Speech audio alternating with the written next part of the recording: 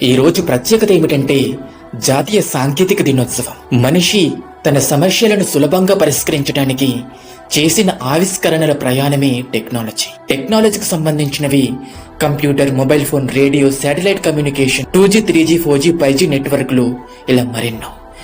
భారతదేశంలో mobile phone సేవలు 1995 July 31న ప్రారంభమయ్యాయి. భారతదేశంలో మొదటి ఇంటర్నెట్ సేవలను అందించిన సంస్థ బిఎస్ఎన్ఎల్, విదేశ్ సంచార్ నిగమ్ లిమిటెడ్. ప్రస్తుతం టెలికమ్యూనికేషన్ రంగంలో భారత్ ప్రపంచంలో 2వ స్థానంలో ఉంది.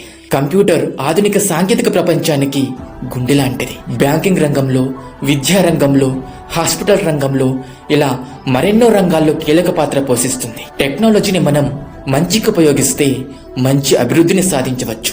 కానీ కొన్ని నష్టాలు కూడా ఉన్నాయి. ఆన్లైన్ మోసాలు, టెక్నాలజీపై ఎక్కువగా ఆధారపడటం, ప్రకృతి మరియు జంతువులపై ప్రభావం చూపటం, కంటి సమస్యలు, ఆరోగ్య